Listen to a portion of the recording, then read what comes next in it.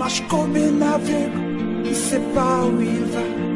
Tu marches comme un sourd qui n'entend rien du tout. Tu t'en fous de Dieu, tu te moques de sa Bible, mais un jour...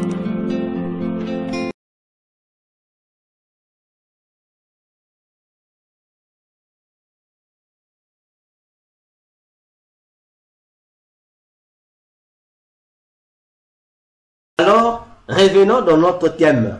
Comment vaincre la masturbation et nos autres péchés? Notre sous-thème dans le deuxième volet, nous sommes en train de parler sur les réclamations. Et la dernière fois, nous sommes arrêtés pour parler de la coutume et de la tradition. Je vous ai dit que ce que nous appelons nos coutumes, nos traditions, ce sont un mélange, c'est un mélange des lois naturelles de Dieu, des lois normales de Dieu que Dieu a données pour le fonctionnement du monde physique, associé avec 60% des lois de Satan qui n'ont rien à voir avec Dieu. Donc, nos traditions et coutumes sont un mixage. 30% de la loi de Dieu mélangé à 70% de la loi de Satan. C'est ce qui forme nos coutumes et traditions.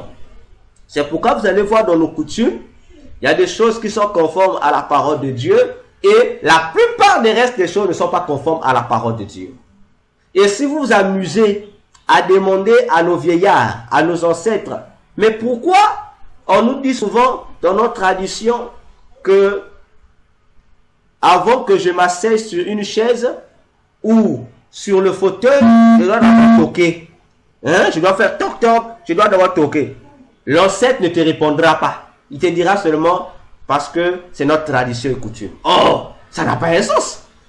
Et tous ceux qui viennent, donc vous aussi, faites comme des moutons, reproduisez seulement. Lorsque tu veux chercher à connaître, on dit non, ça ne te regarde pas, ne cherche pas à connaître. Pourquoi? Parce que on nous cache les véritables causes. Si tu l'écoutes, tu vas comprendre que derrière, il y a un esprit, il y a un démon.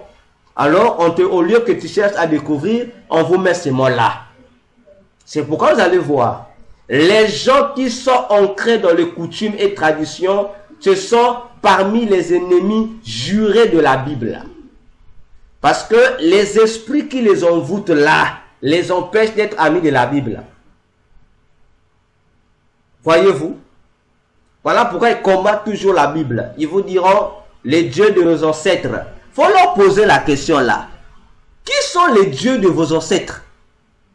Et vous allez remarquer, frères, sœurs, tous ces individus qui vous parlent, les dieux de nos ancêtres, lorsque vous le regardez bien, vous allez voir que ils passent plus leur temps à faire le culte des ancêtres qu'à adorer le fameux Dieu qu'ils vantent là. Les dieux qu'ils adorent, ce sont leurs ancêtres. Il y a problème, hein? Maintenant, avant ton ancêtre, bon, ton ancêtre lui-même, il adorait qui? Il s'adorait lui-même. Votre premier ancêtre, il s'adorait lui-même. Il y a problème. Voyez comment les traditionalistes nous attrapent dans nos familles. Et à partir des traditions et coutumes, vous allez même voir dans les coutumes, il y a des phrases qu'on appelle des dictons, des proverbes, des paraboles. Si vous posez la question, qui avait dit ça? On ira seulement, on écrit proverbe africain. Vous demandez africain, on dit anonyme. Donc on ne connaît pas qui avait dit ça. Donc ce sont des phrases qui sont sorties comme ça. Qui avait déclaré ça? On ne connaît pas. Non, ce sont depuis nos ancêtres. Attention. La plupart des dictons, voilà, dictons même, je pense ça. La plupart des dictons de nos traditions là, qui sont dans nos tribus de tradition là, ce sont des messages sataniques codés. Je vous donne un exemple. En Afrique, on dit souvent qu'il ne faut jamais mettre le saka-saka, ceux qui connaissent le saka-saka, ou encore, je reformule, les herbes à côté du mouton. On dit, il ne faut jamais mettre les herbes à côté du mouton. N'est-ce pas? On cite souvent. Non, il ne faut jamais mettre les herbes là où il y a le mouton. Il ne faut jamais mettre les herbes là où il y a le mouton. Physiquement, les gens essaient de réaliser. Ça veut dire quoi? On dit, si tu mets le mouton et les herbes, le mouton va bouffer les herbes. Voyez? Et le plan moral, nous donnons nos interprétations. Alors que, lorsque vous êtes dans l'occultisme, on vous dira que ça n'avait rien à voir avec la morale. Ça n'avait rien à voir avec la morale. Le mouton dont on parle là, et les herbes dont on parle là, il ne s'agit pas du mouton, il s'agit de deux esprits que vous ne pouvez pas mélanger ensemble. C'est-à-dire que, si votre famille travaille avec, a pour esprit totémique le lion, vous n'avez pas droit d'ajouter, de mélanger dans votre famille là un autre totem ou du serpent. Il ne va pas s'entendre. Ça va vous créer des dégâts. Donc déjà, les démons eux-mêmes vous le disent. Attention, ne les mélangez pas. C'est parce que ces guerres, la guerre qui aura lieu entre le mouton et les herbes, c'est vous qui allez payer les prix. Et ce sont ces guerres-là qui créent des guerres dans la plupart de nos pays, surtout en Afrique. Parce que les présidents que nous, entre guillemets, nous votons là, le président, au lieu seulement de laisser le véritable emblème totémique du territoire que lui veut gérer, non, lui aussi, par ses pactes, il veut aussi amener un autre totem. Alors ça va faire quoi? Ça va créer une guerre. Alors lui, la seule manière d'apaiser ses esprits, c'est quoi? C'est leur donner du sang. Et il doit créer des guerres. Ils doivent créer des faux débats entre le pouvoir en place et l'opposition, des sorciers comme ça. Et c'est la population qui en paie les pots cassés. Vous mourrez, vous mourrez, vous mourrez. À un moment donné, ils vont faire semblant de faire la paix. Après, ils vont encore créer cette agitation. Non, révolution. Vous mourrez pour rien. Parce que vos présidents sont en train de mélanger deux esprits, ne peuvent pas régner au même moment. Voyez-vous? Et c'est ce qui fait que parmi les pays africains où il y a la guerre, les gens parlent souvent de la RDC. Mais c'est simple. L'emblème totémique de la RDC, qui est la panthère. Mobutu qui déjà, la RDC c'est la panthère.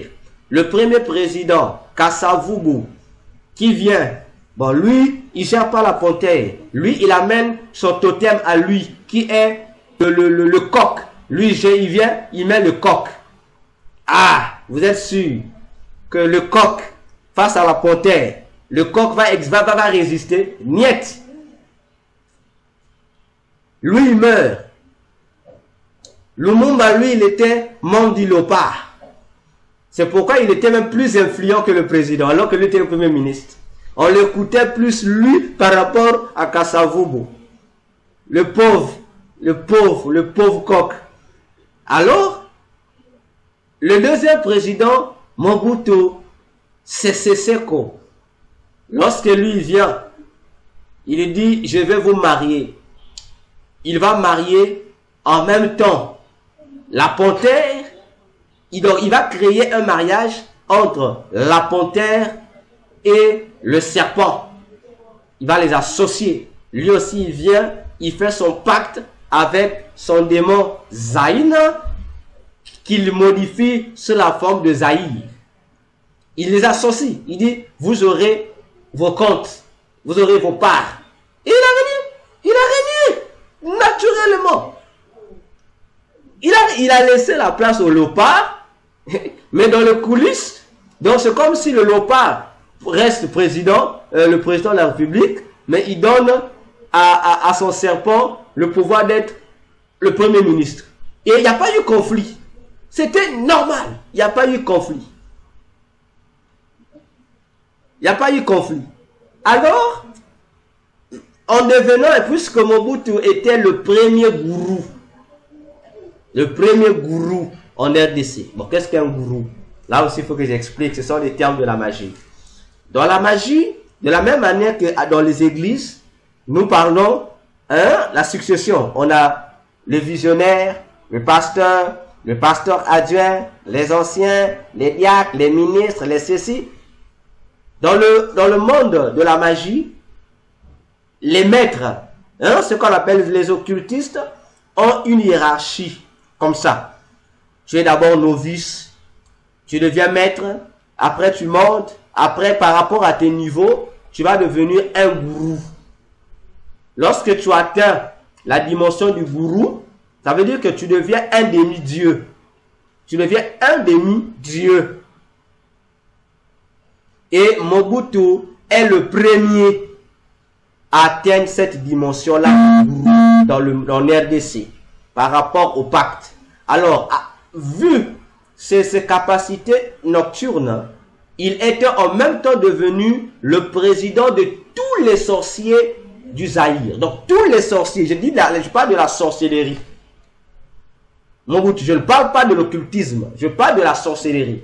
Donc, dans l'occultisme, il avait atteint la stature du gourou, mais dans la sorcellerie, on a fait de lui le président de la République de tous les sorciers de la RDC. Alors, face à ces puissances, Mobutu va donc aussi créer sa propre secte qu'on va appeler Primakuria, où lui aussi, c'est lui qui était le grand prêtre dans cette secte-là. Donc, il n'était pas n'importe qui.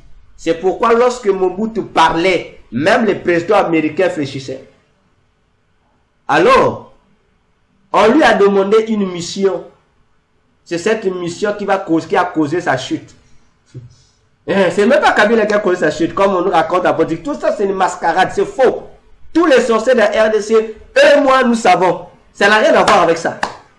On dit non, c'est parce qu'il était malade, parce que Kabila était rentré avec les troupes rwandaises. Tout ça, c'est pour divertir les gens.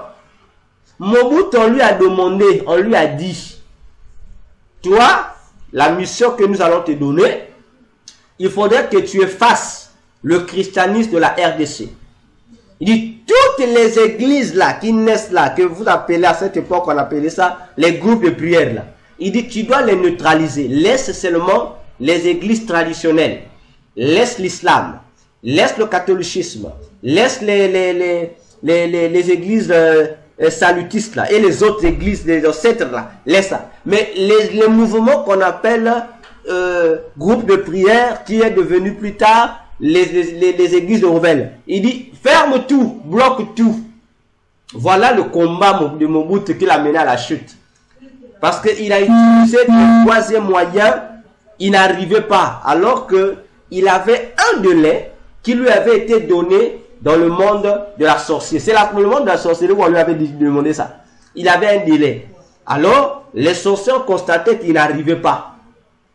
Il n'arrivait pas. Alors, un jour, on lui a invité, lui le président de la République des sorciers.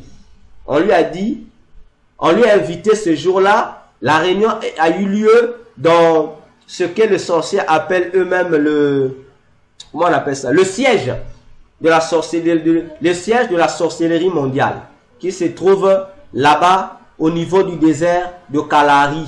Le désert de Kalahari, là. C'est là qu'est le siège de la sorcellerie mondiale. Ils se sont retrouvés là-bas en réunion et par rapport au délai qui lui a été donné, il n'a pas pu accomplir ce qu'il voulait faire. Donc c'est là, dans cette réunion, que Mobutu a été désavoué. Donc on l'a dégradé, on dit tu es pas digne. Et c'est là, il faut dégrader, il a perdu ce qu'il avait comme pouvoir. Il est redevenu humain. Donc toutes les puissances qu'il avait là, on l'a tout pris. On dit, tu es déchu. Tu es déchu, tu es comme un général d'armée déchu. Tu es déchu. C'est pourquoi un jour, pour vous qui suivez les journaux, il disait, donc vous n'avez attendu que je sois faible pour m'attaquer. Mais il parlait de quelle faiblesse? Réfléchissez, il avait, toute l'armée était toujours à ses pieds. Donc tout le gouvernement était toujours à ses pieds. Il avait l'armée au complet à ses pieds. Il n'y a pas eu de division au niveau de l'armée. Mais comment il dit que vous n'avez attendu que je sois faible? Quelle faiblesse il parlait? Alors que politiquement il était fort. Tout le monde comme d'habitude. Mais qu'est-ce qu'il fait? Parce que la nuit, la force qu'il avait la nuit, il n'en a plus. Il est déçu. Et c'est ce qui l'a conduit à la mort. Et on a fait une mascarade aussi. On a invité un certain pasteur qui est venu faire recevoir Mobutu, un certain Jésus. Voyez-vous? Alors que cet individu Mobutu, il est mort avec ses fétiches avec lui. Il ne s'est jamais repenti. Non, la mascarade qu'on a fait faire là. Vous dites non, on avait prié pour se convertir. Cherchez ce pasteur-là. S'il est toujours vivant, s'il n'est pas vivant, ce pasteur-là a des enfants. Sûrement, ce pasteur avait donné le message. Demandez à ces pasteurs-là ou à ses enfants. Le jour où Mobutu a confessé, avait-il montré ses fétiches? Il faut leur poser la question. Il avait confessé, il avait dit quoi? Vous pensez que la confession d'un païen et d'un païen sataniste, c'est pareil? Non. Un païen qui n'est pas sataniste, qui n'a pas touché aux fétiches, lui, il suffit seulement qu'il reconnaisse ses péchés. Mais celui qui a travaillé à des alliances avec Dieu, même s'il confesse, non, moi j'avais fait ceci, ça passe pas comme ça, il ne peut pas être délivré. Il doit remettre les choses qui le lient à ces esprits-là. Faut que tu prennes, il faut qu'on brise l'alliance. Tant que l'alliance n'est pas brisée, tu appartiens toujours à ces esprits-là. Voyez-vous? Et lorsque Mobutu meurt, le vieux Kabila vient. L'homme bourreau, il vient. Comme lui, il était musulman, non, lui, qu'est-ce qu'il va faire? Alors que, en tant que musulman, il devrait imposer Allah en RDC. Lui, il réfléchit. Il réfléchit. Il devrait imposer la lune. Il réfléchit, il dit, qu'est-ce que je veux faire? Il trouve, il dit, bon, il va faire quoi? Il va amener le lion. Lui, il amène maintenant son totem de son village. Il amène le lion. Et il associe le lion à la panthère. Lui aussi il sera tué aussi par la même mission. On lui dit, bon, toi, efforce-toi à imposer l'islam en RDC. Ah, voilà son professeur. À peine, après d'avoir... Ça te mauvais, hein? Il te donne le pouvoir, mais il te complique la vie. Le pauvre Kabila. Il vient, il dit, je vais commencer comment? Comment je vais commencer? Bon, moi, je suis musulman, mais moi, je vais pour moi, mais je vais imposer ça ici. Comment? La majorité ici est chrétien. Comment je vais faire? Trop tard. Il n'a pas pu. Et il est mort. Qui l'a tué? Point d'interrogation. Bon, les politiciens disent tout ce qu'ils peuvent dire. Hein? Ça leur regarde. Ça trouve toujours des points. Voyez-vous que les mélanges, c'est ce qui nous crée des dégâts. Ces mélanges-là. Ça nous crée des dégâts. Nous, politiciens qui viennent là, une fois qu'ils rentrent dans les alliances sataniques, la finalité, c'est le peuple qui subit. Parce que tu ne peux pas mélanger deux rois. Impossible. Voyez-vous? Alors, dans les traditions et coutumes, il y a les démons de la famille, qu'on appelle dans un terme mystique les égrégores familiaux, accompagnés de leurs démons anges qu'on appelle les génies. Je vous ai dit une fois ici, lorsque on parle des génies dans les traditions, non, c'est les génies, ceci, ce sont des esprits qui sont au service des égrégores, les divinités des familles. Alors, la dernière fois je disais, l'alliance avec ces esprits-là passe par une loi et nos traditions et coutumes font partie de ces lois-là. C'est-à-dire de ce livre-là, de ce canot-là dans lequel la loi est consignée.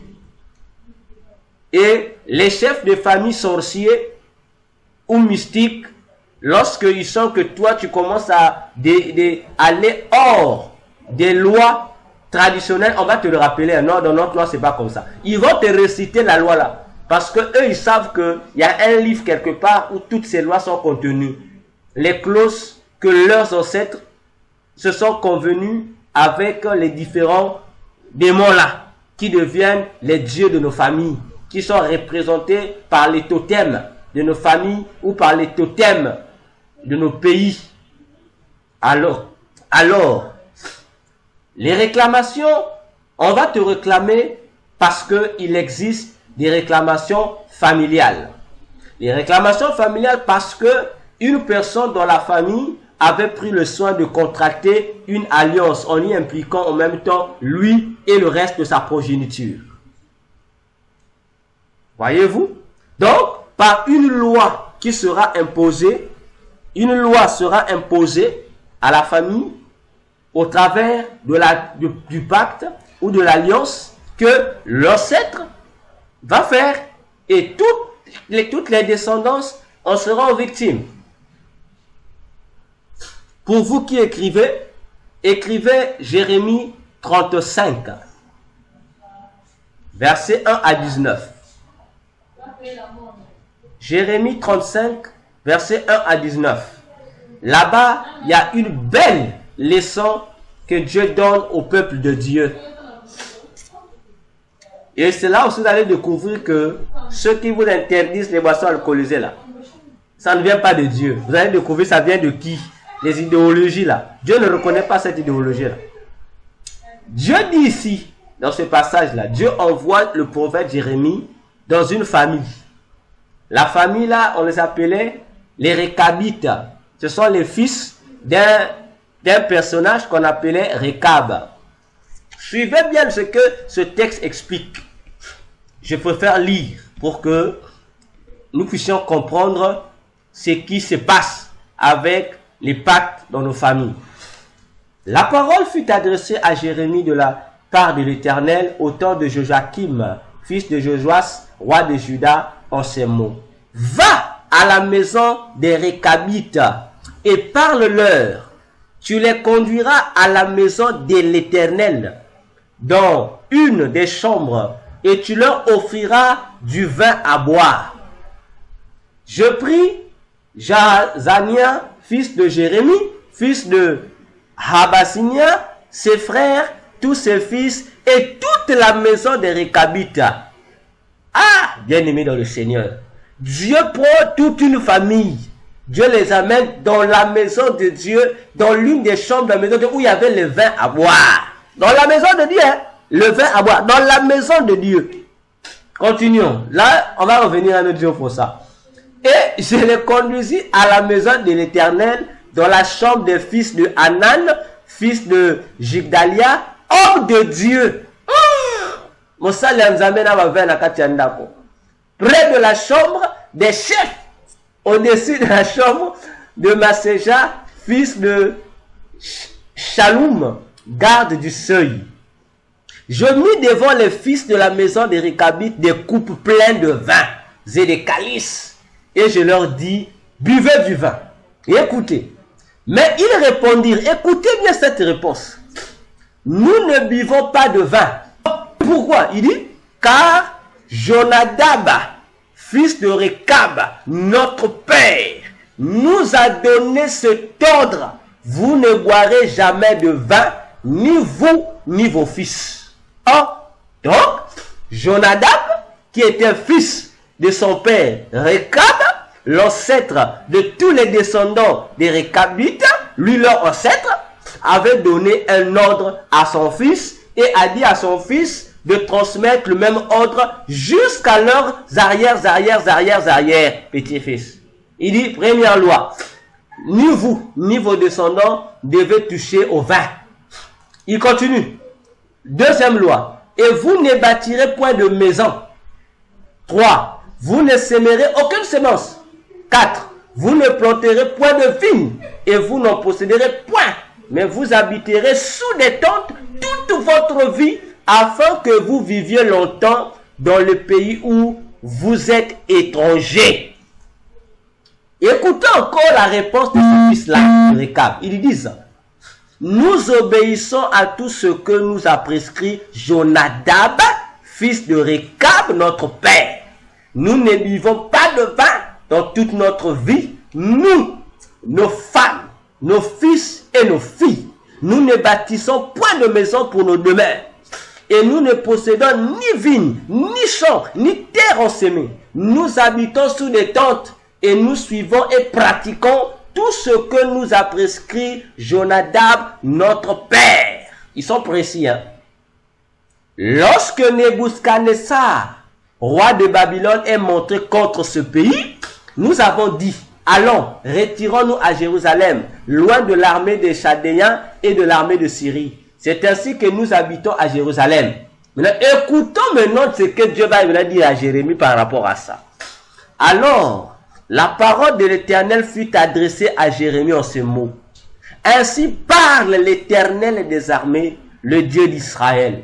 Va et dis aux hommes de Juda et aux habitants de Jérusalem, ne recevez-vous pas instruction pour obéir à mes paroles, dit l'Éternel.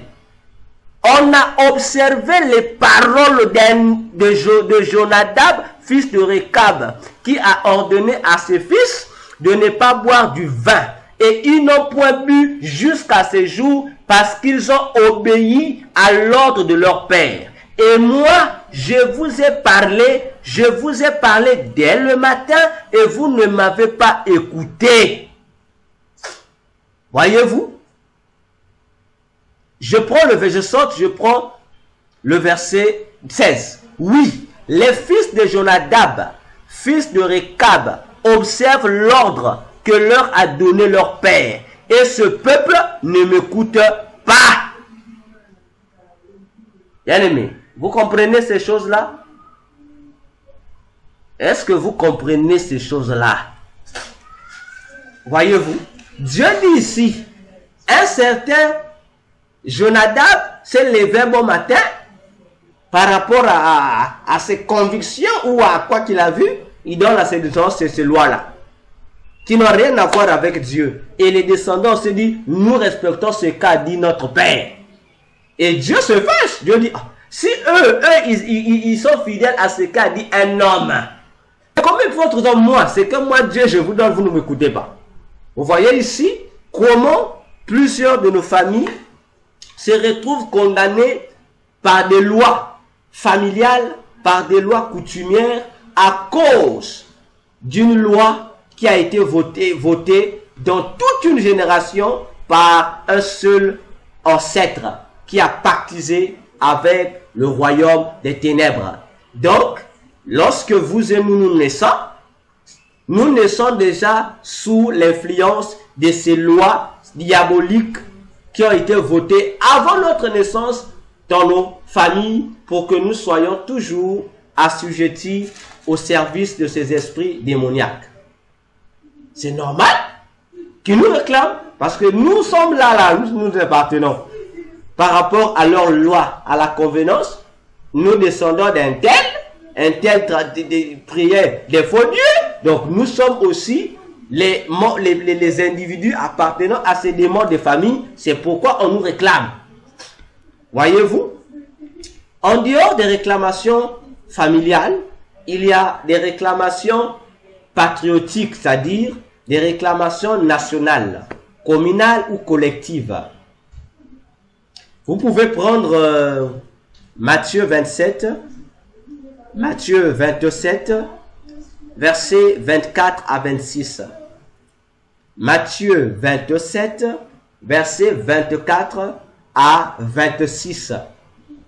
Ici, ce n'est pas un ancêtre qui va imposer à ses descendants une loi, mais c'est le peuple, la nation, comme on le dit souvent, la nation. C'est une collectivité de personnes qui vont faire une alliance qui va coûter cher à eux et à leurs descendants. Pilate va leur dire, moi je trouve que Jésus n'a pas péché. Hein. Je ne vois pas la faute. Et ils vont dire, Pilate, attention. Nous on veut que tu le crucifies. Pilate va dire, ah bon, donc moi je lave mes mains. Sachez que c'est vous qui le crucifiez, c'est pas moi. Ils ont dit, Pilate, nous, que son sang, toi ça te regarde pas. Fais seulement ce que nous on veut. Mais non, qu'on fasse bien ou qu'on fasse mal, nous sommes d'accord. Nous et nos enfants d'en subir les conséquences. Que son sang retombe sur nous. Ah, vous et moi, nous savons que l'acte qu'ils ont posé était mauvais. Donc, les Juifs là, toute la nation entière ont inséré dans une alliance leurs enfants, les pauvres enfants qui ne connaissaient rien. Donc, la malédiction là est tombée sur eux, sur la nation et sur le reste de ceux qui sont dans la nation. Alors, une malédiction est toujours accompagnée d'un esprit. Donc, ces gens-là ont accepté volontiers d'être dans une alliance nationale. Donc, tout le peuple, toute la nation a décidé ça, on va accepter cette loi-là. Voyez de quelle manière les réclamations dans notre pays nous réclament. Voyez-vous? Parce que ton président, s'il est allé, lui ne va pas pactiser en fonction de ta famille. Non. Dans ta famille, ce sont tes ancêtres qui vont faire. Mais lui aussi, il vient dans le compte du pays. Il va faire un pacte, il sacrifie tout le pays. Et tous ceux qui sont dans le pays, vous sacrifiez à Satan. Donc, le démon qui gère votre pays, c'est que toi, tu l'appartiens. Et c'est son droit de te réclamer si tu veux refuser de l'appartenir. Tu dis non, non, non, moi je suis chrétien. Il va te dire, tu es chrétien. Ah, mais tu es congolais. Ah, il dit, puisque tu es congolais, ça veut dire que tu l'appartiens aussi. Et voilà comment on va te réclamer. Si les esprits de la famille ne te réclament pas, les esprits de la nation vont te réclamer. Voilà pourquoi vous voyez, il y a des gens qui sont prêts à mourir pour leur pays. Il est prêt pour mourir pour son pays, mais il n'est pas prêt pour mourir pour Jésus. Si tu ne parles de Jésus, tu vas écouter ce qu'il va te dire. Non, je ne vais pas mourir pour Jésus. Il va te donner toutes les raisons. Mais s'il s'agit de son pays, il va te dire, moi, mon pays, il va te vanter son pays. Il faut le comprendre. Il est réclamé par les démons de la nation. Il est réclamé là-bas. Voyez-vous? Donc, faisons énormément attention avec ces choses-là. Les réclamations. Faisons attention avec. Si les réclamations de la famille ne te trouvent pas, ce sont les réclamations de la nation qui vont te trouver. Si les réclamations de la nation ne te trouvent pas, ce sont les réclamations dans le mouvement dans lequel tu t'es infiltré. Si c'est un mouvement occulte, ça va te réclamer. Je donne une preuve. Prenez Jean 9. Jean 9, du verset 22 jusqu'au verset 35. Jean 9, verset 22 jusqu'au verset 35. Nous allons lire. Je vais sauter les versets. Je vais sauter les passages pour que vous puissiez comprendre les choses qui se passent dans certaines alliances que nous faisons parfois inconsciemment. La Bible dit, la Bible nous parle ici de l'aveugle de naissance que Jésus avait guéri.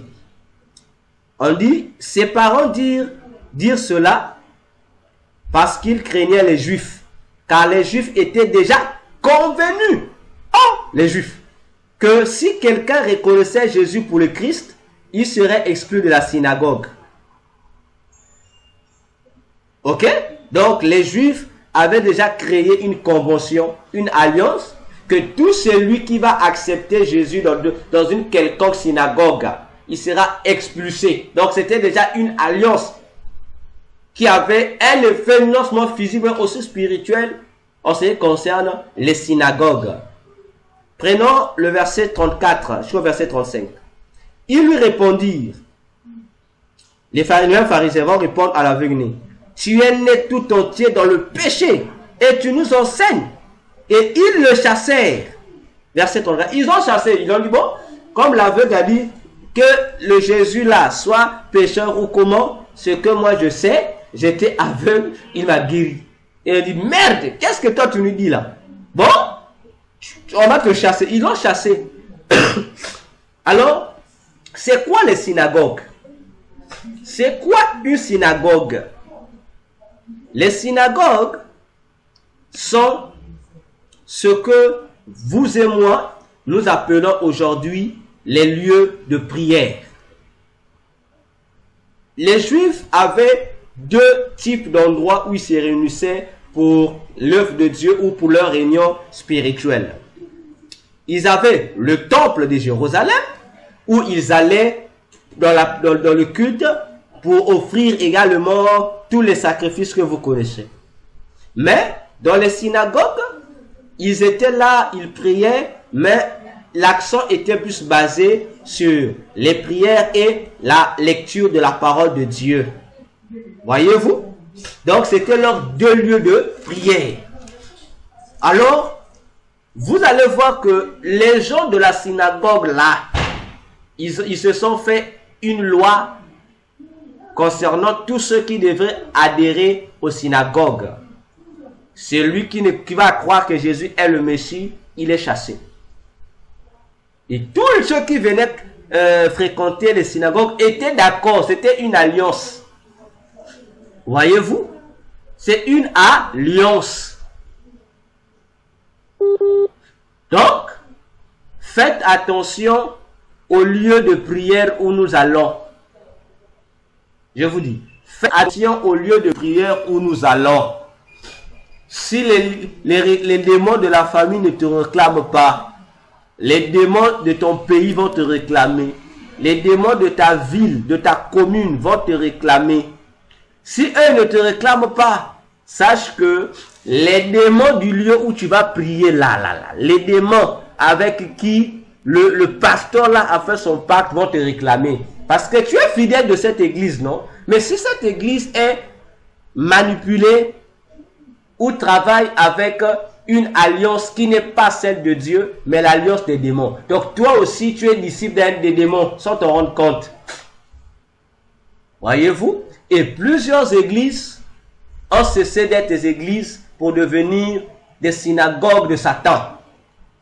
Parce que chaque personne qui adhère dans une église, je dis bien, chaque personne qui adhère à une église, qui accepte de devenir membre de cette église, que tu le veuilles pas, le fait seulement que tu t'es décidé d'être membre de cette église, qu'elle soit une église de Dieu ou une église de Satan, sache-le que tu es rentré dans l'alliance du Dieu qui gouverne cette église. J'espère que vous me comprenez. Tout fondateur d'une église, tout implanteur d'une église a une alliance avec son Dieu. Et dans l'alliance avec son Dieu, il y a des choses que Dieu lui, ou son Dieu lui a dites qu'il doit exécuter. Et lui aussi, il y a des choses qu'il a dites à Dieu que Dieu doit exécuter. Donc, ils se sont fait un pacte. Alors, l'église où tu fréquentes, il faut demander à ton pasteur. Pasteur, quelle est l'alliance que tu avais fait avec Dieu? Dis-moi tout. Ben, dis à Dieu, pasteur, dis-moi tout. Si t'attends, comprends que ce pasteur-là, deux choses. Il a été appelé au ministère, mais il n'a pas reçu mandat pour bâtir. Ou lorsqu'il a bâti son église, il n'y a pas eu alliance. Il a bâti l'église comme il faut bâtir, mais il n'y a pas eu d'alliance. Ou c'est un individu qui n'a ni été appelé au ministère, ni... Bon, en fait, en c'est un individu qui n'est pas chrétien. Donc c'est quelqu'un courageux. Un courageux seulement. Alors que chaque église de Dieu doit être sous la couverture de Dieu en rapport avec l'alliance que Dieu a faite avec cette église-là. Voilà comment les choses fonctionnent. Malheur si tu tombes dans une église où ce n'est pas l'alliance de Dieu qui règne, mais c'est l'alliance de Satan. Tout ce que vous allez faire là-bas, vous le ferez dans le compte de Satan. Donc les démons se réjouissent de vous. Même si vous voyez que l'église semble prêcher la vraie parole, tout ce que vous faites là-bas est zéro. Donc chaque fois que vous venez vous réunir là, au fait, Satan vous maudit. Il vous maudit, ou il vous maudit. Et vous n'allez découvrir ça. Bien. Si tu meurs, c'est là dans l'autre côté là-bas. Là où tu vas découvrir ça. Tu vas découvrir comment tu as été maudit. Voyez-vous? Donc, faisons énormément attention avec les réclamations. Elles ne se limitent pas au niveau de la famille. Dans ton quartier là-bas, il y a une loi qui a été établie. Le fait que toi, tu es installé dans le quartier, ceux qui ont voté la loi vont chercher que toi aussi tu dois être soumis à cette loi. C'est comme ça que ça fonctionne avec Satan. Donc toi, à ton tour, il faut appliquer un principe. Surtout qu'aujourd'hui, la plupart des pasteurs qui vous portent du blanc, blanc, blanc là, soutane blanche, si ce n'est pas soutane blanche, veste blanche, regardez bien, vous remarquerez que parmi tous les vêtements qu'ils peuvent porter, ils ont deux couleurs qui reviennent. Si ce n'est pas le blanc, c'est le noir. Si ce n'est pas le noir, c'est le blanc. Ils peuvent changer les vêtements d'autres couleurs, mais les couleurs phares qui reviennent, le noir ou le blanc. Maintenant, actuellement, ils ont un nouveau système. Ils portent maintenant des bazins. Bon, pas actuellement, ça a commencé presque un peu plus longtemps. Ils portent maintenant des gros boubous là, des gros boubous semblables aux boubous des West Africains là. Surtout les prophètes. Vous allez voir un prophète lorsqu'il est un séminaire, il te porte, il devient comme un Nigérian comme ça. Il fait ça, il fait ça. C'est un vêtement sacerdotal là, qui lui a été donné dans le monde où il a signé ce pacte dans sa cabale. On leur remet ça. Et vous ne saurez pas. Vous ne saurez pas. Ah, notre pasteur, vous ne saurez pas. Vous allez voir que il y a un individu, le mari de maman Olangi aimait ça. Parmi sa couture là, c'était ça. Les gens pensaient qu'il faisait ça parce que c'était absolument... Non, ce sont des recommandations reçues.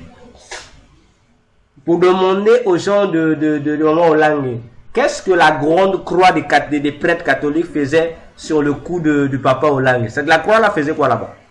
Il paraît que chez eux là-bas, c'est là où on interdit tout ce qui est lié aux œuvres occultes. Mais la croix là, je ne sais pas ça. Lorsque les autres mettent ça, il dit non, démoniaque. Mais lorsque lui-même, le mari de la prophétesse, l'apôtre, le docteur, l'évangéliste international, Papa Olangi, lorsqu'il avait cette grande croix semblable au féticheur, là, il mettait ça sur, il portait ça. Là, c'était pas démoniaque. Il y avait que les croix des féticheurs qui traitaient des démons et les croix de nos ancêtres qui mettaient ça aussi. On dit ça c'est démoniaque. Mais là-bas sous la croix là qu'il portait là, c'était pas démoniaque. Hein? Ça c'était saint. Hein? C'était la croix de Jésus. Hein? Dans la croix des féticheurs, c'est la croix de qui? Des deux brigands avec qui on a crucifié Jésus. Hein? Vous voyez comment parfois on nous séduit les yeux ouverts. Tu es en train de voir, mais on te séduit. Tu vois le diable devant toi, mais le diable te fait comprendre que non, c'est pas lui le diable. Il vous dit, ah là-bas on prie beaucoup. En fait, je vous ai dit ici, et je le répéterai toujours, les églises où vous rentrez tous les jours de délivrance là, tous les jours de prière là, ne pensez pas que ces églises de Dieu, ça on appelle ça tromperie. Tromperie. Demandez les gens du ministère, demandez-leur. Jésus nous a envoyés sur la terre. Quelle est la première mission? C'est prêcher l'évangile. Parler de la mort, de la résurrection et du retour de Jésus. N'est-ce pas la base de l'œuvre de Christ, de l'évangélisation? Mais quel est ce ministère qui a commencé depuis les années 1980 et quelques jusqu'à cette année 2023? On ne prêche pas les gens de ça. On vous prêche pas, on vous prêche que délivrance, tu es lié, lien de famille, faut te délivrer pour que tu sois béni. Non, la servitude, contre les traditions. Jusqu'à aujourd'hui, bon, attends, soyons sérieux, soyons sérieux, soyons sérieux. Maintenant, où est passée la place de l'évangile? Où est passé l'enseignement sur les retours de Jésus? Ça n'existe pas dans le ministère, ça n'existe pas. Vous allez trouver que comment être béni, il faut se libérer. Comment être... Donc on ne te parle même pas de comment être sauvé. Ça n'existe même pas. On te parle seulement comment être libéré des fameux liens de la famille. C'est comme si les démons ne se limitaient qu'à la famille. Voyez-vous, en fait, comment les chrétiens, on nous séduit, mais nous avons les yeux ouverts, mais on nous trompe. On dit, venez au cours des affermissements. Prenez les cours des affermissements du ministère du combat spirituel. Prenez ces cours-là. Prenez la Bible. Parce que c'est là où les gens font, non, je veux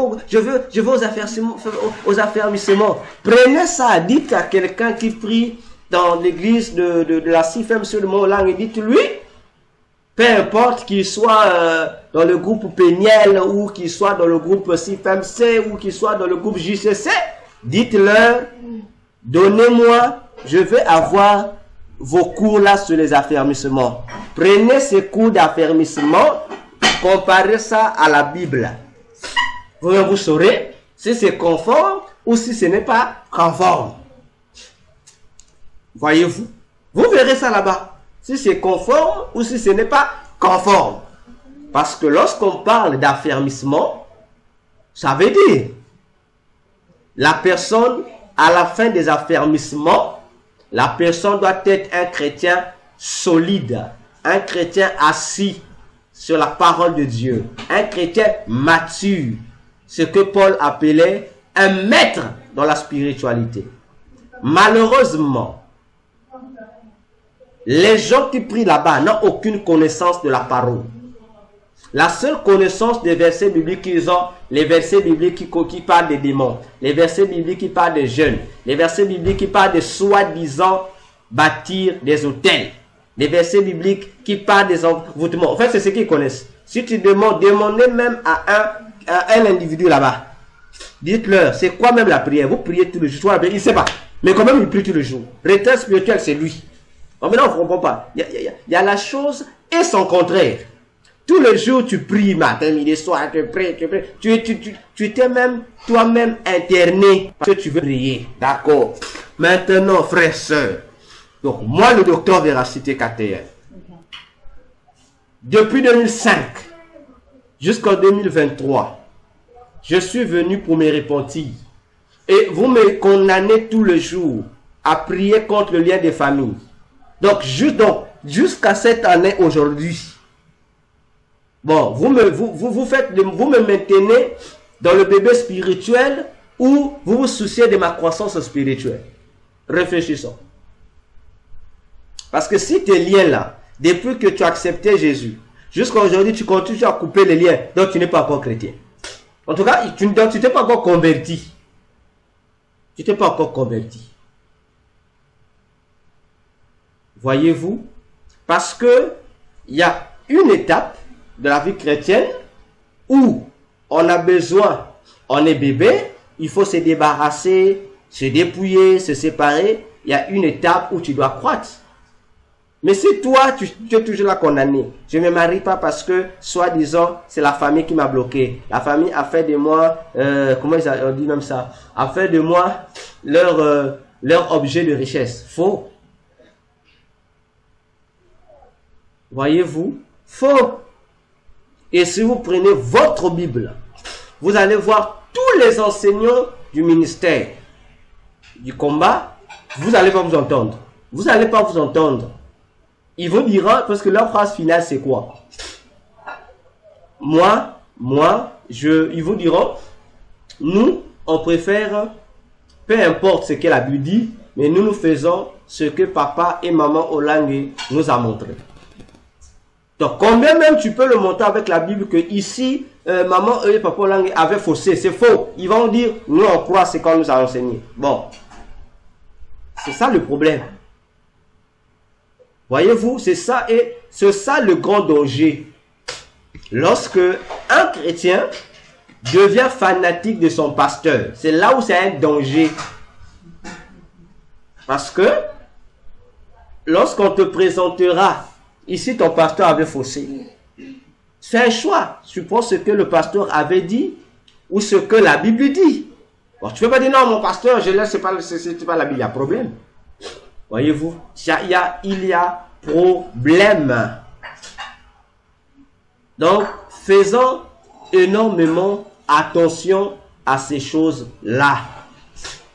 Aujourd'hui, nous avons Maman Chabani, qui était parmi les premières piliers ou piliers du ministère de Maman Olangue. Elle est restée là. Curieusement, elle quitte le mouvement du ministère du combat spirituel. Quelle est la raison? Non, moi, Dieu m'avait déjà appelé au ministère. Non, moi, Dieu t'avait déjà appelé depuis, ça fait plusieurs années. Mais pourquoi tu n'étais pas sorti pour aller bâtir? Elle échappe seulement en parlant parabole. Oh non, parce que maman et papa ne voulaient pas. Ah! Donc, Dieu t'appelle au ministère.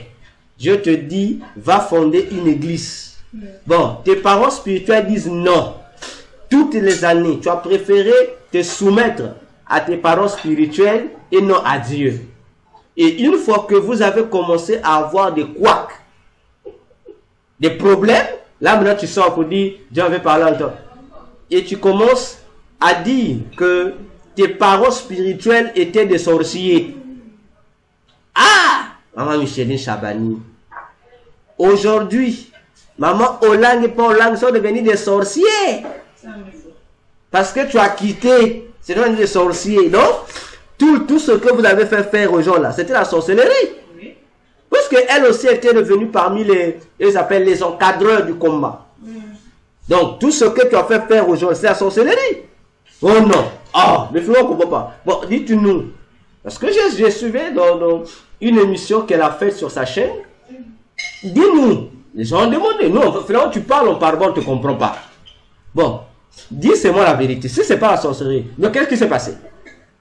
Oh non, vous savez, on ne peut pas dire on peut utiliser une expression pour dire que on ne peut pas présenter la nudité des parents, même si c'est le diable. Vous voyez, comprenez cette phrase-là? Ça n'a pas un sens. Ça n'a pas un sens.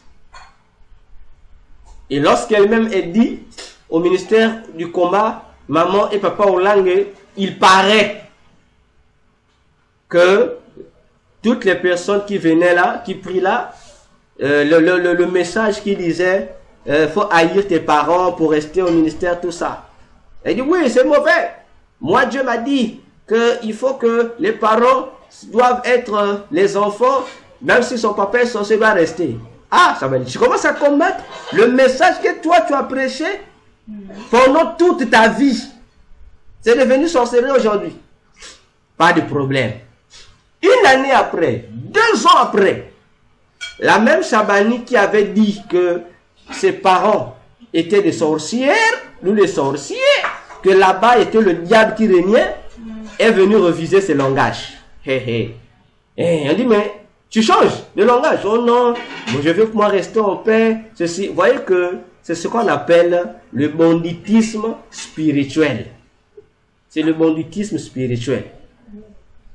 Donc, voilà un peu pour nous dire, faisons attention, Église du Seigneur, dans les endroits où nous allons, surtout dans les lieux de prière. Il y a des endroits de prière qui ne sont pas des lieux appropriés pour la prière. Surtout les endroits où il y a des 1000, 2000, 5000. Bien aimé, faites attention. Avant d'aller dans une église, prends le soin de prier d'abord. Prie. Ne suis pas la renommée du pasteur. Ne suis pas que parce que dans cette église là-bas, il y a l'amour. On aide les gens. Tu vas là-bas. Non, parce que cette église, il y a la foule. Il y a 1000 personnes. Ne va pas là-bas comme ça. Rentre à la maison, prie. Demande l'orientation du Seigneur. Parce que les foules que vous voyez là, ce ne sont pas des vivants. Hein? S'il y a 1000, s'ils sont 1000, il y a à peine 200 humains. Les restes sont des démons qui viennent là. Voyez-vous? Donc, faites attention. Nous allons lire un dernier passage, puis nous allons faire une courte prière, puis nous sommes séparés. Lisons 2 Corinthiens 6, verset 14 au verset 18. 2 Corinthiens 6, verset 14 au verset 18. L'apôtre Paul dit: ne vous mettez pas avec les infidèles sous un joug étranger, car quel rapport y a-t-il entre la justice et l'iniquité. Quelqu'un qui dit être franc-maçon, qui dit non, la franc-maçonnerie c'est la justice, mais curieusement, dans ses faits et actes, c'est l'iniquité qu'il accomplit. Il ne peut pas mélanger la justice et l'iniquité, ça ne peut pas marcher. Ça ne peut pas marcher. Soit tu es franc-maçon, ou soit tu es chrétien. Ou qu'y a-t-il de commun entre la lumière et les ténèbres? Il ne peut pas avoir un chrétien qui dira « Moi, je suis chrétien kimangiste ». Ça ne peut pas exister. Soit tu es chrétien, ou soit tu es kimangiste. Parce que le kimangisme ne travaille pas avec l'Esprit de Dieu. Eux, ils travaillent avec les esprits ancestraux. Donc, il n'y a pas rapport. Il n'y a pas rapport. Tu ne peux pas dire que tu es dans la Maïkari. Que vous priez aussi Jésus. Non. Non. Vous priez le Dieu de la lumière, de la Maïkari, le Dieu Su, en japonais qui veut dire soleil. Ce n'est pas Jésus. Tu n'es pas chrétien. Voyez-vous? Donc, ne vous mettez pas... Non, quel accord y a-t-il entre Christ et Bélial? Bélial est un démon. Bélial est un démon. C'est même lui, le démon qu'on appelle chez les Romains Janvier. Le nom Janvier là, c'est lui. C'est lui, c'est ce démon Bélial. La Bible l'appelle Bélial, le Romain l'appelle Janvier. Le démon qui gère le mois de janvier. C'est un démon, Bélial. Il fait aussi partie des démons de la musique qui donnent du succès. Voyez-vous? Maintenant, toi, tu dis que tu es chrétien, mais tu as ton pacte aussi avec Bélial. Donc, pacte avec Jésus, pacte avec Bélial. Non, non, non, non. Ça n'existe pas. Le fait que tu es allé signer ton pacte avec Bélial, le pacte avec Jésus a été effacé.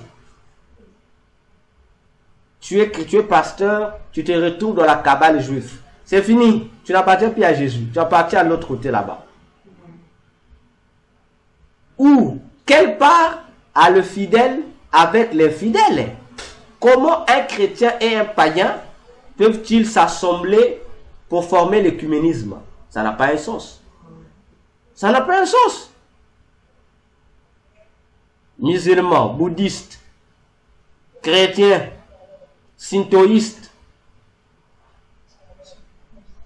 Voyez, vous vous rassemblez, et les religions des Noirs, vous rassemblez dans l'écuménisme. Non, on va prier Dieu. Attends, vous moquez de Dieu ou qu'est-ce qui se passe? Il ne peut pas, vous êtes des infidèles. On ne peut pas s'associer sur le plan spirituel sur la même table. Voyez-vous, ça passe pas. On n'a pas la même part. On peut s'associer pour les choses physiques, mais pas pour les choses spirituelles. Pour les choses spirituelles, là c'est une autre dimension. Là c'est un autre travail. Que les fidèles servent leur Dieu, que les infidèles aussi servent leur Dieu. Il n'y a pas de mélange. Qu'en faisaient nos ancêtres. Il est chrétien, mais les bicocos là, le fétichisme, il ne laisse pas. Il est chrétien, mais le culte des ancêtres, il ne laisse pas. Surtout actuellement, l'Église catholique autorise maintenant les gens, avec son mouvement des charismatiques, ils disent maintenant aux gens, j'ai dit l'Église catholique dit maintenant aux gens, lorsque vous priez, ne citez pas seulement Jésus.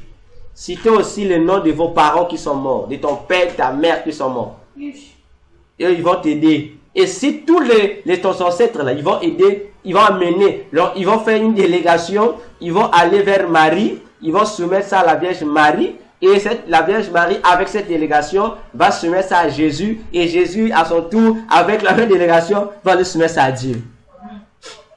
Voyez les choses comme ça, bien aimés dans le Seigneur, c'est dangereux. C'est très dangereux. Parce que on ne peut pas associer le fidèle et l'infidèle. Jésus n'est pas mélangé. Paul continue.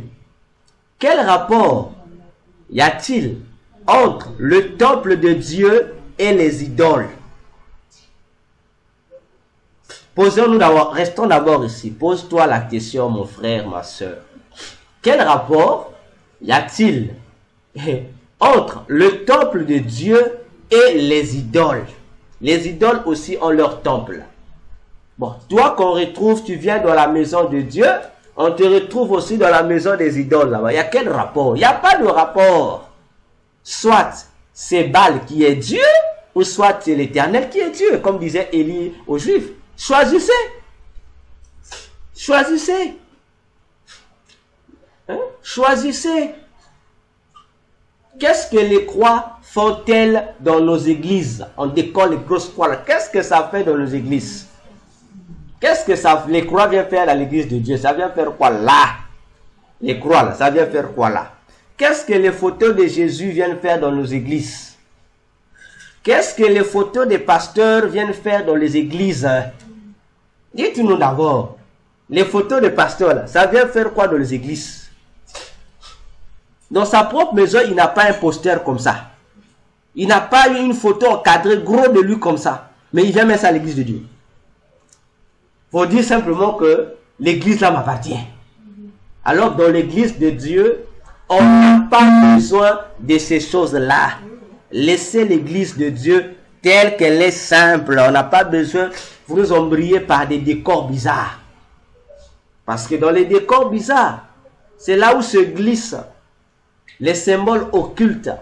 C'est là où se glissent les idoles. Mais nous ne nous en rendons pas compte. Voyez-vous, nous ne nous en rendons pas compte. Tu es dans une église, mais cette église est remplie de plusieurs symboles occultes. Bien maquillés, tu ne t'en rends pas compte. Tu ne te rends pas compte. Attention, attention. Quel rapport y a-t-il entre le temple de Dieu et les idoles? Qu'est-ce que les drapeaux viennent-ils faire dans nos églises? Le drapeau de ton pays fait quoi dans l'église de Dieu? Ça fait quoi? Dites-nous d'abord. Les drapeaux qu'on voit maintenant dans les églises, qu'est-ce que les drapeaux viennent faire dans les églises? Au début de l'église, dans nos pays, il n'y avait pas cette affaire-là. Mais comment subitement on commence à ramener les drapeaux dans les églises? Pour quelle affaire? Oh non, c'est pour représenter ma nation, frère. Tu viens représenter ta nation là où il y a une nation d'autrui, tu crées la guerre. C'est comme si tu te permettais, tu vas dans l'ambassade des États-Unis ou dans l'ambassade d'un autre pays qui est chez vous, tu viens planter ton drapeau. Ça s'appelle déclaration de guerre. L'église est un pays d'autrui. Prends ton drapeau, va mettre chez toi à la maison. Là, tu vas honorer ta nation. L'église de Dieu n'a qu'un seul drapeau qui est Dieu. Dieu est la seule bannière de son église. Maintenant, ton fameux drapeau que tu viens mettre là, nous connaissons ton secret. Sorcier, sors ça de l'église des gens. On les envoûter les gens pour rien. Voyez-vous? Faites attention avec ces choses-là. Voyez, surtout les églises où il y a 3, 4. Ah, frère, il faut même fuir. Lorsque tu vois, il y a plusieurs drapeaux, il faut même fuir. Il faut même fuir. Bon, moi, on peut dire, il représente un peu. Mais là, 2 drapeaux. Qu'est-ce que 2 drapeaux viennent à l'église? Bon, tu as mis ton drapeau de ton pays. À côté du drapeau de ton pays, tu as mis le drapeau d'Israël. Bon, là, dis-nous. Donc, qu'est-ce que le drapeau d'Israël vient faire dans ton église? Toi qui es congolais, ça va faire dans ton église. Là où c'est pour représenter Israël. Ah, vraiment. Ah. Que Dieu nous aide. Paul continue. Car nous sommes le temple du Dieu vivant, comme Dieu l'a dit. J'habiterai et je marcherai au milieu d'eux. Je serai leur Dieu et ils seront mon peuple. Verset 17. Dieu dit. C'est pas à négocier. C'est pourquoi sortez du milieu d'eux et séparez-vous, dit l'Éternel. Ne touchez pas à ce qui est impur et je vous accueillerai. Je serai pour vous un père et vous serez pour moi des fils et des filles, dit le Seigneur Tout-Puissant. Donc Dieu est clair. Toi qui pries dans le méli-mélo, Dieu n'a pas dit, oh non, on reste à bord, comme on nous dit. Oh non, nous tous nous prions le même Dieu. Moi je dis toujours aux gens, nous ne prions pas le même Dieu. Ah non, vous n'allez pas nous tromper. Nous ne prions pas le même Dieu. Toi qui adores les idoles, ça veut dire, toi musulman, tu viens me dire que nous prions le même Dieu. C'est-à-dire, oh non, non, non, non, non, non. Je dis non. Mais il y a des chrétiens qui, oh oui, en plus c'est moi le même Dieu, hein, c'est moi le même Dieu. Hein? Mais toi tu connais pas 2 Corinthiens 6, 14, 18. Dieu dit, sortez du milieu d'eux et je vous accueillerai. Donc ce n'est que lorsque tu vas sortir du milieu là, où Dieu n'est pas, que Dieu va t'agréer. Donc tant que tu es dedans, ne suis pas la fausse doctrine qui te dit, non, je suis un élu de Dieu. Comme on dit dans la franc-maçonnerie, il y a l'élu de Dieu. Dans les fausses églises, on dit, il y a des élus de Dieu là-bas. Ils vont se convertir, frère. Si ces élus, fameux élus de Dieu là, tant qu'ils ne vont pas sortir, ils sont comme Lot à Sodome. Si Lot ne sort pas, lorsque la pluie de souffle et de feu va tomber, Lot mourra. Voilà pourquoi les anges ont dit, Lot, sors. Sors avant que la pluie ne tombe. Donc si Lot avait dit, je ne sors pas, il mourrait. Donc Dieu dit, sortez de toutes ces églises-là. Sortez. Ne réfléchis pas, non, je prie encore. Lorsque tu constates que l'église où tu es, il y a l'occultisme, le pasteur te prêche l'occultisme, sors. Ne négocie pas. Oh, je reste encore. Sors, parce qu'aussi longtemps que tu es là, ça veut dire que tu es également envoûté. Il faut sortir. J'ai suivi dans un groupe où on m'a inséré par un frère. Il m'a inséré dans le groupe. Dans le groupe là-bas, je suis venu, on a vu une publication là. Et je crois que c'est quelqu'un qui était catholique comme ça. Qui a répondu, non, nous on quitte le groupe. Vous venez critiquer les catholiques. Le groupe là c'est pour les chrétiens. Nous les catholiques nous sommes chrétiens. Et il y a une autre sœur qui est venue dire, de toute façon, vous avez raison les catholiques, restez là, vous ne quittez pas. De toute façon, au ciel là-bas, on ne reconnaît pas les églises, on ne reconnaît pas les religions. Ouais. Ah! Moi lorsque les gens disent ça, je ris. Hein. Je ris vraiment, je comprends que Satan fait son travail. Quoi. Ouais. Au ciel, on reconnaît les religions, on reconnaît les églises. Donc, ne pensez pas à la théorie comme au ciel, on ne reconnaît pas par ça. Au ciel, si déjà que tu es dans une église qui n'appartient pas à Jésus, tu ne rentres pas. Tu es musulman, tu ne rentres pas. Tu es bouddhiste, tu ne rentres pas. Tu es franc-maçon, tu ne rentres pas. Tu es dans le shintoïsme, tu ne rentres pas. Tu es dans les religions traditionnelles, tu ne rentres pas. Tu es dans la maïkari, tu ne rentres pas. Maintenant, si on vient là où il y a dans les religions soi-disant chrétiennes, là, tu es dans le catholicisme, tu ne rentres pas. Tu es dans comment vous appelez ça, dans les saints des derniers jours, là, les mormons, tu ne rentres pas. Tu es dans l'église des adventistes du 7e jour, tu ne rentres pas. Parce qu'au ciel, on ne reconnaît pas ces églises-là comme étant des églises de Jésus. C'est ici sur la terre, nous on donne ça le titre de Jésus. L'unique église qui est, je dis, l'unique église qui est reconnue au ciel. Ce n'est même pas le protestantisme. C'est l'église que vous appelez, vous, pas moi, les églises, les fameuses églises européennes, qui sont connues comme étant au ciel, on l'appelle souvent les églises évangéliques. Donc, si toi tu dis que je suis protestant, pas grave, tu rentres pas, parce que la doctrine protestantisme n'a rien à voir avec Dieu. Mais ce ne sont pas toutes les églises de réveil. Hein. Bon, toutes les églises évangéliques. Hein. Attention avec les églises. On va te dire, on ne te connaissait pas. Donc, la théorie, non, au ciel, on ne connaît pas les gens par les églises, on ne connaît pas par la religion, on connaît les gens par ça. Celui qui appartient à Jésus, il pratique les œuvres de Jésus.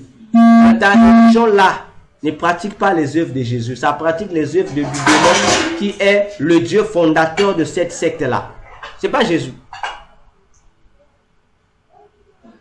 Voilà, bien-aimés dans le Seigneur, la fin de notre message pour nous dire, pour vaincre ton péché, sois plus fort que toutes les réclamations qui peuvent te réclamer. Si tu n'es pas plus puissante, les réclamations là te seront toujours faites tous les jours de ta vie, même si tu es devenu chrétien.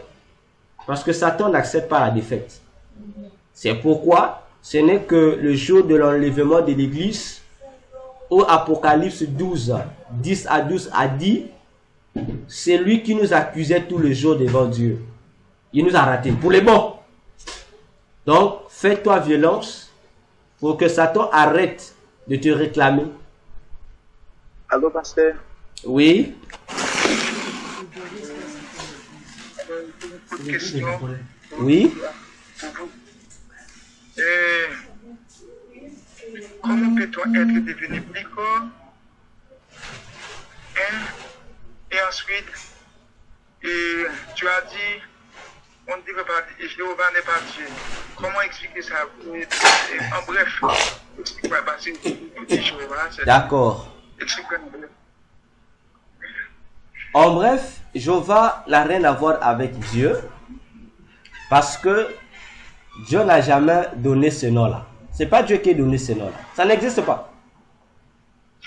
Dieu, le nom qu'il a donné, c'est le nom Yahweh, qu'on appelle le tétragramme, les 4 lettres. C'est le nom que Dieu a donné à Moïse. Le nom Jéhovah est une invention. Ceux qui l'ont inventé, ceux qui l'ont amené sur la terre, ce sont des satanistes qui l'ont amené sur la terre. C'est pourquoi on retrouve même ça aujourd'hui dans nos Bibles. Ce sont les traducteurs. Le premier qui a commencé à insérer ça dans la Bible, c'était un prêtre catholique, un moine, qui a commencé avec cette affaire. De remplacer dans la Bible, partout où il y avait le nom Yahweh, lui remplacé par Jéhovah. Jéhovah. Et c'est parti comme ça. Et tous les traducteurs qui viennent disent c'est moi Jéhovah. Ça n'a jamais existé dans la Bible. Même les Juifs ne connaissent pas le mot Jéhovah. Donc c'est une invention satanique qu'on a imposée aux gens comme ça. Et les gens sont rentrés dans la danse. Alors que ça n'a jamais été le nom de Dieu. Ça n'a jamais été le nom de Dieu. Alors c'est le nom de Troui, de celui qui se fait passer pour Dieu. Le nom de Satan. C'est celui qui se fait passer pour Dieu. C'est son nom. Donc voilà pour répondre à l'affaire de cette affaire de Jéhovah. Demandez même à ceux qui prononcent Jéhovah. C'est quoi? Qui nous donne la signification de Jéhovah. Voilà, ça veut dire l'éternel. Faux. Ça veut pas dire l'éternel. Oui. Donc les gens, on prononce Jéhovah, on a remplacé Jéhovah. Même les Juifs ne connaissent pas ça. Les Juifs reconnaissent Yahweh. Donc c'est comme ça que ce nom s'est infiltré malicieusement dans le monde chrétien. D'accord, pasteur. Oui. C'est comme ça. Encore des questions? Encore des questions?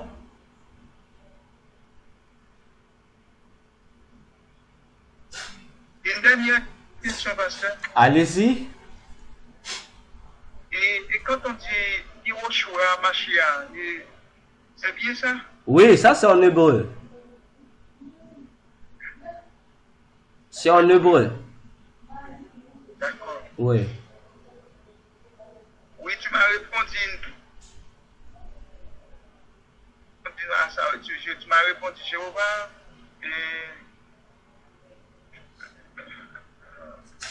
Oui, comment peut-on devenir plus fort? C'est ça que tu as. C'est ça la question. Comment? Question. Comment? Oui, tu as dit on doit être plus fort que les démons de la réclamation. Oui. C'est pour la question. Ah, ok. Comment peut-on être plus fort? Il faut simplement les résister. Parce que c'est une pulsion. Il faut les résister. C'est un désir qui vient. Tu verras que tu resteras à un moment donné. Tu auras un vif désir de pouvoir plaire aux recommandations de ces esprits-là. À un moment donné, tu vas te dire, ah, bon, de toute façon, comme on dit, tu vas dire, de toute façon, c'est ma famille.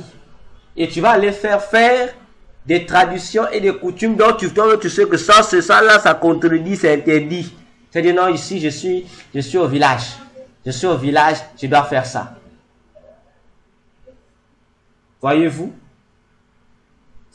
Alors, une fois que tu arrives, tu dis non, non, ça, je ne fais pas. Par exemple, moi, je suis jumeau. Alors, nous, dans la tribu de ma mère, nous les Vili, les jumeaux sont considérés comme parmi les enfants sacrés. Donc, on est considérés comme les dieux. Voilà, on nous traite comme les dieux. On dit nous sommes les dieux des dieux dans la famille. Et on nous fait subir, depuis notre naissance, avant notre naissance, on nous fait subir certaines cérémonies traditionnelles, occultes. Dès qu'on est, on appelle, comment chez nous, on les appelle les guérisseuses, ou un féticheur, ou un gourou, ou un prêtre satanique qui doit venir faire des rituels pour nous consacrer là un peu. On va acheter des choses, des dons. Parfois, ils vont voir, ils vont dire, ces jumeaux-là, ils viennent des eaux. C'est le monde des eaux qui nous envoie ces jumeaux-là. Ou ils viennent du ciel, ou ils viennent de la terre, ou ils viennent de la forêt. Donc, le féticheur qui va venir, c'est lui qui va détecter. Il va dire non, les jumeaux-là, s'ils viennent de l'eau, là, il faut aller en naissance, il faut aller donner des sacrifices aux dieux des eaux, aux esprits des eaux. On va amener les enfants, on va leur habiller traditionnellement, on va mettre sur eux des rituels bizarres. On va les amener dans les eaux et on va offrir des bonbons. On va offrir, je sais pas, depuis quand les sirènes africaines mangeaient les bonbons. On leur donne les bonbons, on leur donne des biscuits, on leur donne des colas, on mélange beaucoup de choses. On appelle ça chez nous Sadaki. Comme pour leur dire merci de nous avoir donné ces jumeaux-là. Voyez-vous? Et même en grandissant, les jumeaux sont toujours tenus traditionnellement de respecter les rituels initiatiques. Et s'il y a un problème dans la famille, de malheur ou quoi, on appelle le jumeau. On dit, viens parler. Toi, tu as le pouvoir. Tu es un esprit incarné. Parle. Et les jumeaux aussi, on lui montre des rituels, il parle et il y a la solution. Vous voyez, mais tout ça, chez nous, dans notre tribu, on trouve ça normal. On trouve ça normal. Voyez, et c'est la guerre que j'ai avec mes grands-parents maternels. Moi, je leur dis, ce que vous croyez là, Satan vous a manipulé. Et les sorciers de la famille savent que c'est une manipulation. Ils savent que c'est une manipulation. J'ai dit, lorsque moi je suis né, vous avez fait ça, non? Il faut dire à ces esprits de venir me prendre. Dès que j'arrive, je suis le seul. Lorsqu'on arrive, on nous invite là-bas, on arrive. Même lorsqu'on part au commencement, là où était le premier ancêtre, au village là-bas, on arrive. Je suis le seul qui ne fait pas les rituels ancestraux qui se fait là-bas. Je suis le seul qui ne fait pas ça. Tous les membres de ma famille, côté maternel, là-bas, dès qu'ils arrivent, ils font ça. Et ceux qui sont catholiques, et ceux qui prient dans notre religion, ils disent non, c'est la tradition, il faut obéir. Moi, je ne fais pas ça. J'ai dit, faites pour vous. Moi, je vous attends. Lorsque vous allez commencer à manger, boire, là, invitez-moi. Les rituels là, je dis, je ne fais pas ça. J'ai dit même à notre chef de famille, j'ai dit, moi, vos rituels là, ma Bible me les interdit. Donc, tout ce que vous allez faire là, moi, je ne suis pas là. Si vos traditions et coutumes vous l'autorisent, moi, je suis un traditionnel transformé, renouvelé. Donc, les pratiques que vous faites, moi, je connais comment ça se passe. Donc, je ne fais pas ça. Et les gens se fâchent. Mais il veut montrer quoi? Il est plus que nos ancêtres. J'ai dit, oui, je suis plus que vos ancêtres parce que nos ancêtres n'étaient pas intelligents. S'ils étaient intelligents, ils ne signaient pas de pacte avec ces esprits-là. Voyez, c'est une guerre. Comme ça. Alors qu'on ne sait pas que aucun enfant jumeau n'est un don de Dieu, comme on le dit, ou n'est une divinité ou a du pouvoir. Aucun jumeau au monde n'a du pouvoir. À moins que ces jumeaux-là naissent initiés, naissent déjà sorciers, ou qu'ils soient des démons incarnés. Aucun jumeau ne naît avec le pouvoir comme la tradition veut prétendre. Aucun. Le pouvoir des jumeaux, c'est lorsque le féticheur là vient, ou la guérisseuse là vient faire les rituels à la naissance des jumeaux là. C'est à partir de là que l'agent de Satan qui vient faire là donne aux enfants le pouvoir. C'est ce moment-là qu'on initie, on donne ces fameux pouvoirs, la sorcellerie, ces fameux pouvoirs mystiques aux enfants. C'est pendant ces cérémonies-là.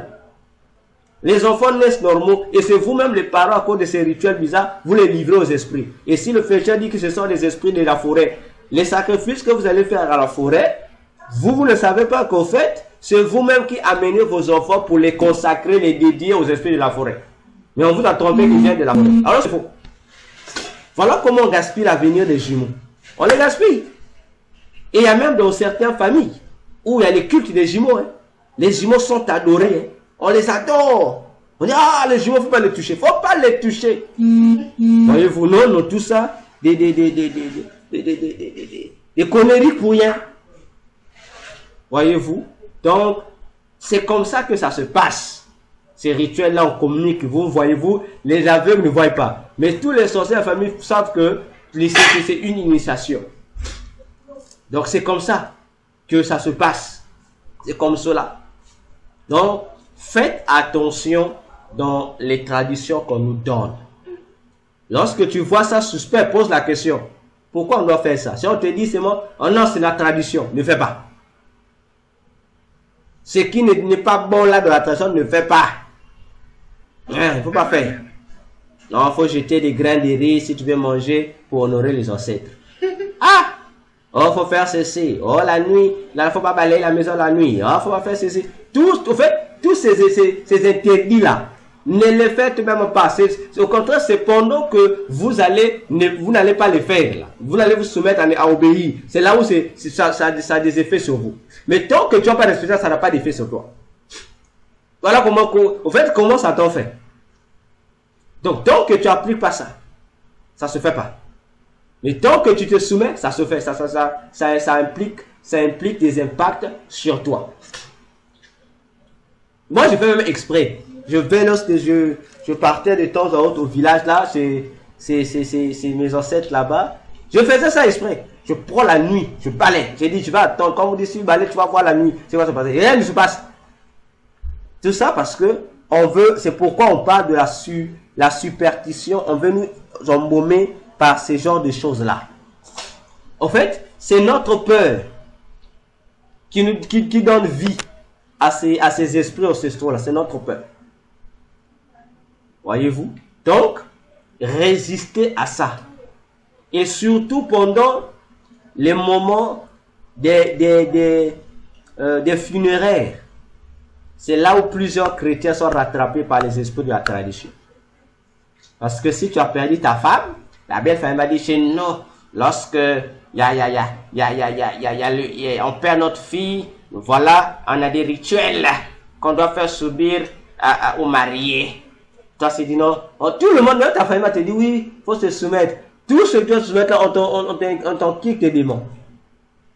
Bon, surtout c'est les femmes. Elle a perdu le mari.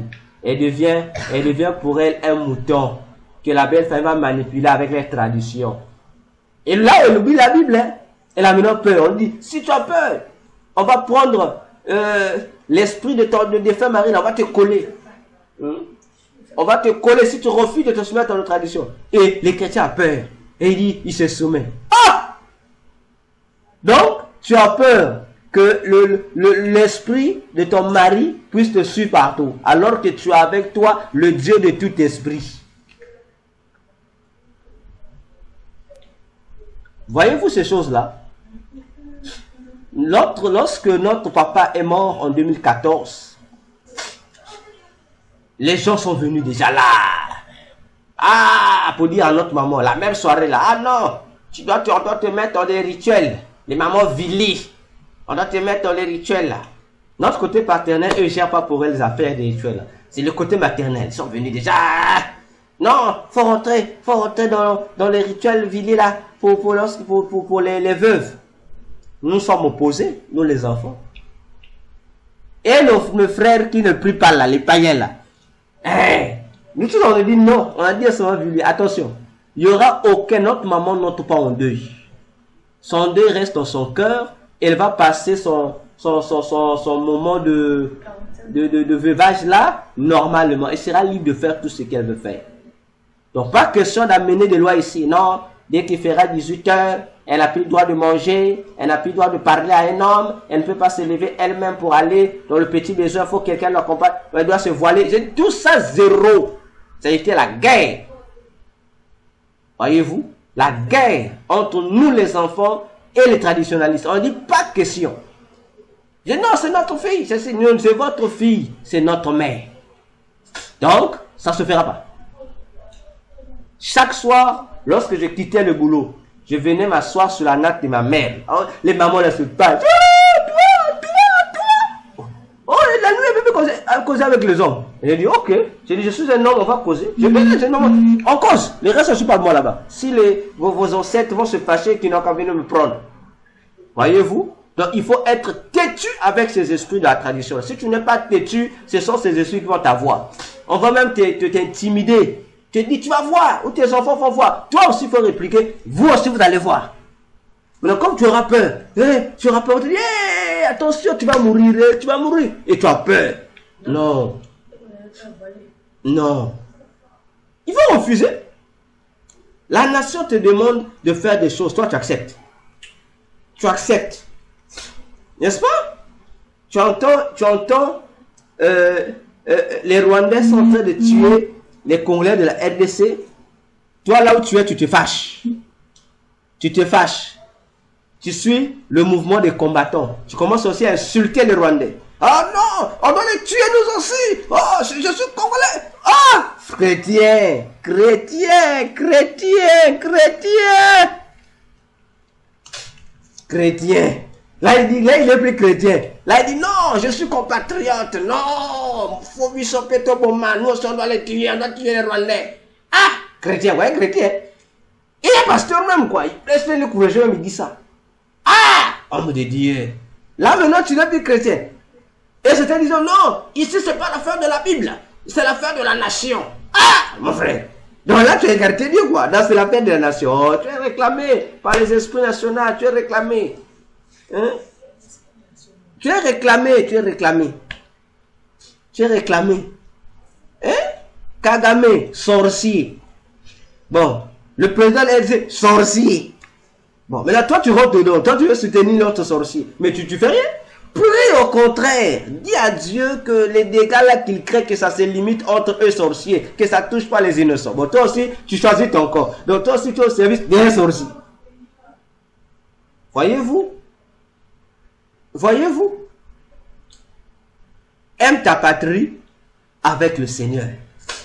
N'aime pas ta patrie selon le mouvement de tes leaders politiques. On va les mettre selon la vision de tes leaders politiques. Prie pour ton pays. Prie pour ceux qui meurent. Prie. Ce sont des manigances. La journée, vous les militants, non, nous sommes les militants de tel policier. Vous allez en faire des marches là, vous créez les dégâts inutiles. La nuit, les deux leaders qui soi-disant sont opposants la nuit, ils fêtent, ils t'insultent. Ils disent, regardez-moi nos moutons là. Ils sont le deux, ils fêtent. Et la journée, ils font semblant d'être ennemis. C'est toi le perdant. Toi qui vas te lever pour aller casser la maison du pasteur Manga, parce que le pasteur Manga, lui, ne soutient pas ton militant à toi là, ton politicien. Donc tu casses sa maison. Maintenant dis-moi, le perdant c'est lui.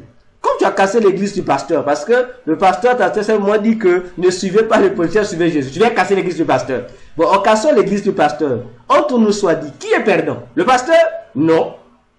C'est vous, c'est toi. Et les peuples qui sont dans ta localité qui est perdant, parce que le pasteur, il garde son alliance. Il peut même changer de pays, il va bâtir, quand tu le. Maintenant, vous n'aurez plus l'église dans la localité. Ça veut dire que Satan a dit, merci, la seule église qui m'empêchait d'avoir la totalité de ces populations-là est détruite. Merci. Voyez-vous, faisons énormément attention avec ce genre de réclamation. Faut pas aimer ton pays au-dessus de ton Dieu. C'est un danger populaire. Faut pas aimer ta famille plus que Jésus. Oh, c'est nos traditions. Les gens veulent c'est nos traditions. Ah, c'est une tradition. Pas de problème. Comme il y a maintenant, à cause des traditions, on a maintenant la Pâque à l'africaine. Donc la Pâque n'est plus selon Jésus, c'est maintenant à l'africaine. On a maintenant des Pentecôtes à l'africaine aussi. Bon, peut-être demain, Peut-être on aura aussi, je sais pas, hein, quel quoi encore à l'africaine. On amène tout à l'africaine, à la manière. Donc, les gens célèbrent la Pâque à la manière des Africains. On porte le gros boubou, on porte le ceci à l'africaine. Ah, l'église de Jésus. Vous amenez la tradition dans l'église. Hein? Et tout ça, c'est quoi? Donc, Satan vient gagner devant l'église réclamer les gens. Parce que c'est vous-même que vous avez invité Satan à l'église. Non, l'église appartient à Jésus. L'église appartient à Jésus. Laissons l'église telle qu'elle est là. Ne transformons pas l'église en une ethnie ou en une secte. Où il y a des pasteurs maintenant en pleine chair qui commencent maintenant à dire aux gens, non, nous sommes des Tutsis. Donc les Tutsis, il faut qu'on massacre les Hutus. Ah, pasteur, vraiment, je sais pas l'église. L'église va où, quoi? Je te dis que lorsque je passe, ça me choque et ça m'énerve en même temps. Et c'est dangereux. Les pasteurs qui envoient les gens au tribalisme, là. C'est très dangereux. Jésus n'a pas prêché le tribalisme. Il n'a pas prêché non plus le racisme. Il a dit l'évangile c'est pour toute chair, sans exception de personne ou de couleur de peau des gens. Les noirs, les rouges, les bleus, les jaunes, les violets, tout. Ils ont besoin d'être sauvés. Ils ont besoin du salut. Donc, faisons attention. Et ce sont ces réclamations-là qui font quoi? Qui font ressurgir dans notre vie les péchés là, nos anciens péchés abandonnés là. C'est eux qui ressurgissent cela. Voilà. Encore une question? Oui, pasteur. Allez-y, la dernière fois on va faire la prière. Qu'est-ce que tu comprends de ça? Et quand on donne à l'église un nom, on dit l'église du Christ, l'église baptiste, l'église adventiste. Qu'est-ce que tu comprends de ça? Aide-moi un peu, s'il te plaît. Les églises qui disent tout ça, ce sont des idéologies des hommes. Les baptistes se disent baptistes par rapport à quoi? Les baptistes se disent baptistes. Eux, ils disent que pour eux, l'élément le plus important dans la vie chrétienne, c'est le baptême. Voilà pourquoi ils s'appellent baptistes. Alors que c'est faux. Ceux qui se disent pentecôtistes, ils disent que l'élément le plus important dans la vie chrétienne, ce sont les dons spirituels par rapport à la Pentecôte. Ceux qui se disent adventistes du 7e jour, faut leur demander. Parce que pour eux, l'élément le plus majeur, le plus important dans la vie chrétienne, c'est le respect du jour du sabbat. Donc, chaque mouvement chrétien qui naît s'approprie un nom par rapport à un point qu'il élève au-dessus de tous les autres domaines dans la Bible et fait de ce point-là comme étant le chemin pour accéder au ciel. Et c'est là où maintenant ça devient faux. Voyez-vous, c'est là où maintenant la fausseté rentre. Parce que vous avez des baptistes, des méthodistes. Donc, chaque mouvement qui vient avec une doctrine, pour privilégier une doctrine. Alors que lorsqu'on lit la Bible, on a dit, toutes ces choses-là sont importantes. Maintenant, vous refusez les choses, vous privilégiez les uns. Ça veut dire que vous êtes en contradiction avec la parole de Dieu. Vous êtes en contradiction. Donc, c'est comme ça qu'il nous donne chaque jour, chaque mois, chaque année, plus de force, plus de courage, plus de capacité de nous séparer de tout ce qui n'est pas de lui dans notre vie, à tous les niveaux possibles, de nous aider à fuir, à nous débarrasser de toutes ces monstres ennemis qui continuent à nous réclamer pour nous remettre dans des prisons des péchés. Élevons nos voix, prions le Seigneur. Seigneur Jésus-Christ, nous sommes devenus enfants de Dieu, pas par la volonté d'un homme, pas par la volonté d'une famille ou d'une tradition donnée, mais c'est par ta volonté à toi, notre Dieu.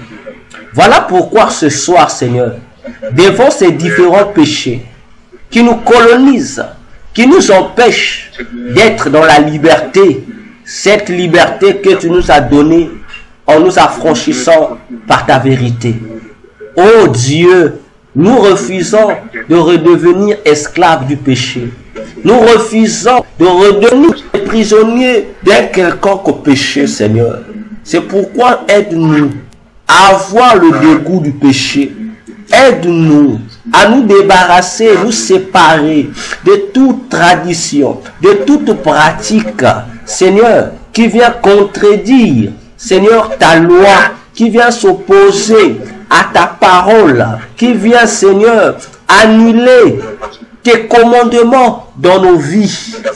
Oh, toi-même, Seigneur, dans Matthieu 15, tu réprimandais, Seigneur, les Juifs de ton époque qui avaient annulé la parole de Dieu au profit de leur tradition. Tu leur as dit que leur tradition n'a rien à voir avec ta parole.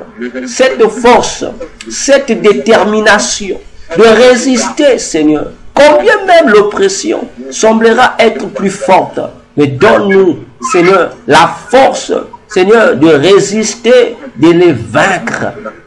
Seigneur, par ton amour, par ta puissance et par ton pouvoir, Seigneur.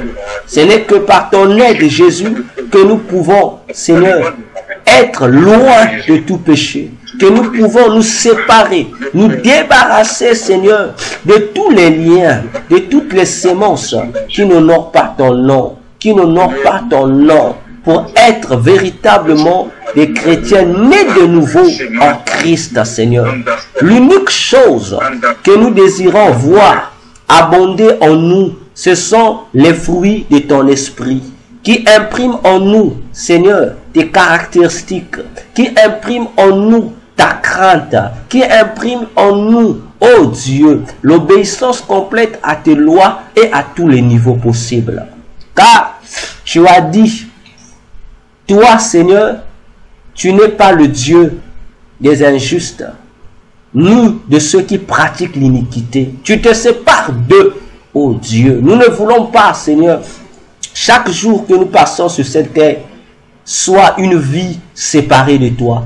Au contraire, comme le disait Proverbe, Ecclésiaste 9:8, qu'en tout moment que nos vêtements soient blancs et que l'huile ne manque pas sur nos têtes, nous désirons, Seigneur, chaque jour que ton esprit soit avec nous et que la vie sainte soit avec nous, afin de nous maintenir dans ta présence, dans ton alliance, pour que tu sois appelé notre Dieu et notre Père. Merci, Père, pour cet enseignement. Que l'honneur et la gloire te soient rendus. Et je recommande l'étude de demain entre tes saintes mains, Seigneur. Et je prie que toi seul, tu nous gardes et que tu sois avec nous, que tu nous révèles davantage concernant le péché dans le nom puissant de Jésus-Christ. Nous disons Amen. Amen.